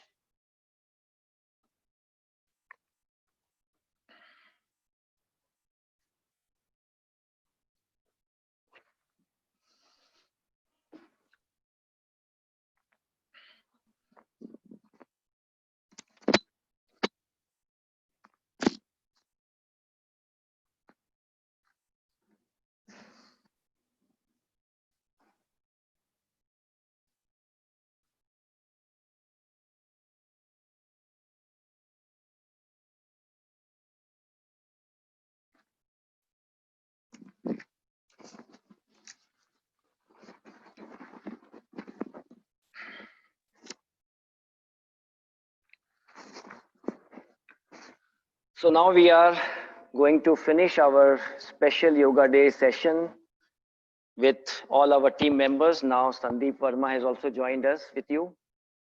And we will be doing the chanting of the mantras because generally we use a fire, but we cannot use a fire. So we are using the petals as an offering. And the mantras have always been a tool for connecting to a very higher state of the mind or the higher mind or the higher consciousness. The word mantra means a vibration which helps you to bypass the mind. Because when you sit in meditation, you are fighting with the mind. But when you chant the mantras, you bypass the mind and you go to a higher state. without fighting. So the meaning of mantra is mana trayate iti mantra. That is the definition of mantra. And we will be chanting the mantras of Mahamrityunjay 11 times, which is a healing mantra for health, energy, vitality. Gayatri Mantra will be also chanted 11 times, and that will be the for higher wisdom and intellect. After every mantra, you will be offering with a swaha as if you are releasing your negative tendencies to the fire or the offering. The mantras are there in your chat boxes. If you are knowing the mantra, you can join us for the chanting. We will be doing 11 times. 3 times you will repeat the mantra after me, and the last 8 times you will chant it together. And if you know the mantra, you can chant. If you don't know the mantra, you can sit and just enjoy the mantra vibrations, or you can look at the chat box to do the mantra chanting. So please get ready. Wherever you are on your mat, sit in a comfortable posture, place your hands on the knees and prepare yourself for the practice of mantra chanting. Keep the spine straight. Allow the body to relax completely. You can place your hands near your chest, and after every mantra we will be saying swaha, and offering, a symbolic offering will be made. We shall start with the Mahamrityunjay mantra, the healing mantra. First 3 times you repeat after me. Om Trayambakam Yajamahe. Om Trayambakam Yajamahe. Sugandhim Pushtivardhanam. Sugandhim Pushtivardhanam. Urvarukamiva bandhanat. Urvarukamiva bandhanat. Mrityor mokshiyamamritat. Mrityor mokshiyamamritat. Swaha. Om Trayambakam Yajamahe. Om Trayambakam Yajamahe. Sugandhim Pushtivardhanam. Sugandhim Pushtivardhanam. Urvarukamiva bandhanat. Urvarukamiva bandhanat. Mrityor mokshiyamamritat. Mrityor mokshiyamamritat. Swaha. Om Trayambakam Yajamahe. Om Trayambakam Yajamahe. Sugandhim Pushtivardhanam. Sugandhim Pushtivardhanam. Urvarukamiva bandhanat. Urvarukamiva bandhanat. Mrityor mokshiyamamritat. Mrityor mokshiyamamritat. Swaha. All together now. Om Trayambakam Yajamahe. Sugandhim Pushtivardhanam. Urvarukamiva bandhanat. Mrityor mokshiyamamritat. Swaha. Om Trayambakam Yajamahe. Sugandhim Pushtivardhanam. Urvarukamiva bandhanat. Mrityor mokshiyamamritat. Swaha. Om Trayambakam yajamahe Sugandhim pushtivardhanam Urvarukamiva bandhanat Mrityor mokshi amamritat Svaha Om Trayambakam yajamahe Sugandhim pushtivardhanam Urvarukamiva bandhanat Mrityor mokshi amamritat Svaha Om Trayambakam yajamahe Sugandhim pushtivardhanam Urvarukamiva bandhanat Mrityor mokshi amamritat Svaha Om Trayambakam yajamahe Sugandhim pushtivardhanam Urvarukamiva bandhanat Mrityor mokshi amamritat Svaha Om Trayambakam yajamahe Sugandhim pushtivardhanam Urvarukamiva bandhanat Mrityor mokshi amamritat Svaha Om Trayambakam yajamahe Sugandhim pushtivardhanam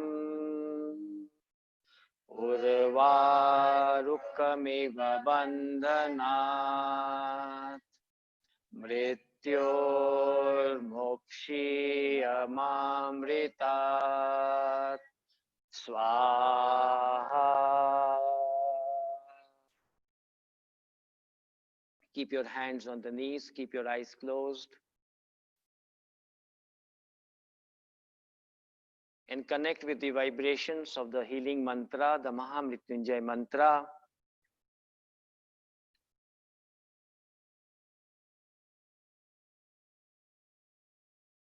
They have a very subtle effects on your energy dimension. You might feel it, or you might not feel it, doesn't matter.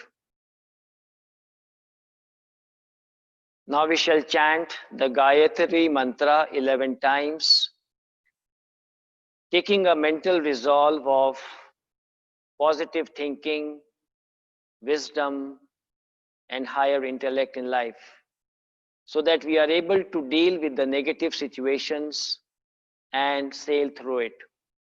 The first 3 times we will be repeating the Gayatri Mantra, and then from the 4th to the 11th together.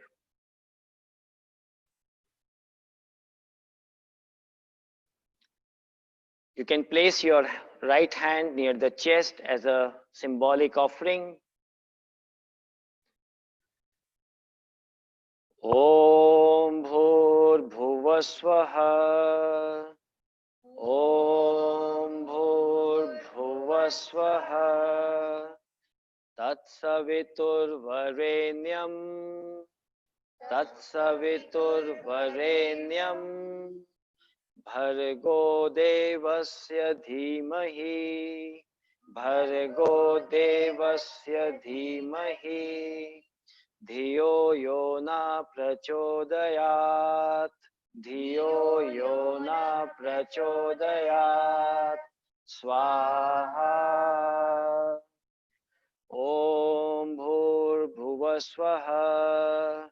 Om Bhur Bhuvasvaha. Tatsavitur Varenyam. Tatsavitur Varenyam. Bhargo Devasya Dhimahi. Bhargo Devasya Dhimahi. Dhiyo Yona Prachodayat. यो न प्रचोदयात् स्वाहा ॐ भूर्भुवस्वः ॐ भूर्भुवस्वः तत्सवितुर्वरेण्यं तत्सवितुर्वरेण्यं भर्गो देवस्य धीमहि भर्गो देवस्य धीमहि धियो यो न प्रचोदयात् धियो यो न प्रचोदयात् स्वाहा all together ॐ भूर्भुवस्वः तत्सवितुर्वरेण्यं भर्गो देवस्य धीमहि धियो यो न प्रचोदयात् स्वाहा ॐ भूर्भुवस्वः तत्सवितुर्वरेण्यं भर्गो देवस्य धीमहि धियो यो नः प्रचोदयात् स्वाहा ॐ भूर्भुवस्वः तत्सवितुर्वरेण्यं भर्गो देवस्य धीमहि धियो यो नः प्रचोदयात् स्वाहा ॐ भूर्भुवस्वः तत्सवितुर्वरेण्यं भर्गो देवस्य धीमहि धियो यो न प्रचोदयात् स्वाहा ॐ भूर्भुवस्वः तत्सवितुर्वरेण्यं भर्गो देवस्य धीमहि धियो यो न प्रचोदयात् स्वाहा ॐ भूर्भुवस्वः तत्सवितुर्वरेण्यं भर्गो देवस्य धीमहि धियो यो न प्रचोदयात् स्वाहा ॐ भूर्भुवस्वः तत्सवितुर्वरेण्यं भर्गो देवस्य धीमहि धियो यो न प्रचोदयात् स्वाहा ॐ भूर्भुवस्वः तत्सवितुर्वरेण्यं भर्गो देवस्य धीमहि धियो यो न प्रचोदयात् स्वाहा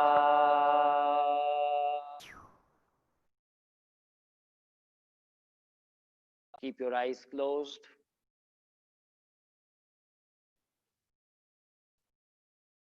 Feeling the vibrations of the Gayatri Mantra within you, in the environment, wherever you are.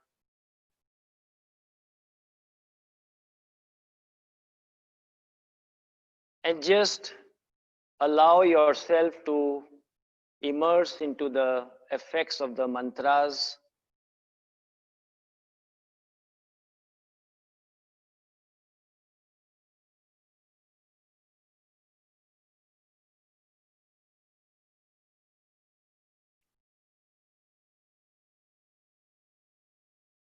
Being aware of the state of the body,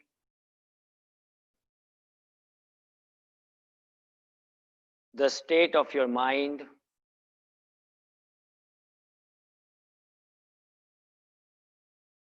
the experiences that you are having within you,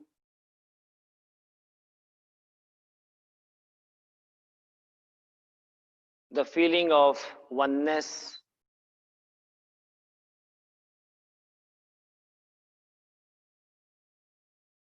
with the higher consciousness.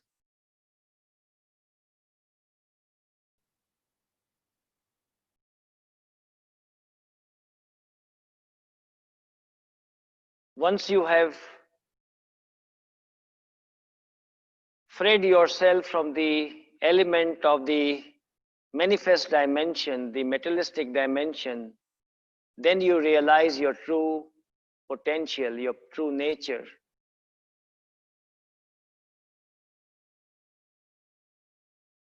And once you do that, you can help others to grow in life. You can help others to uplift in life. You can help others to become happy in life. That is real yoga. And we have to strive for that, not just stretching our bodies, but also work on the other dimensions.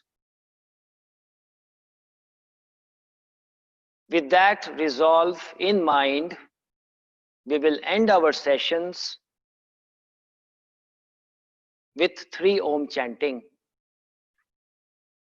Take the awareness to the eyebrow center. Visualize a candle flame burning brightly there.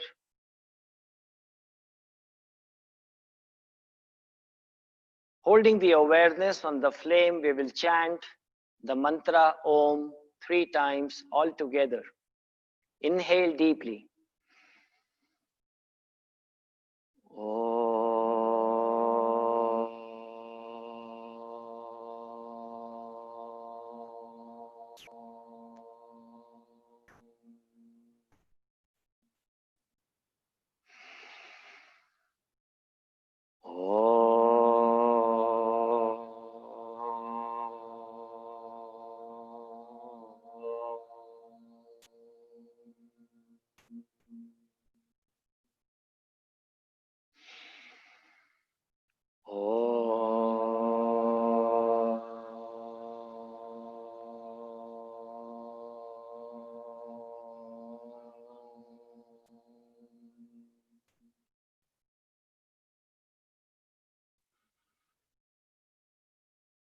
Rub your palms together, feeling the warmth on the palms, and gently place them on your closed eyes. And open the eyes.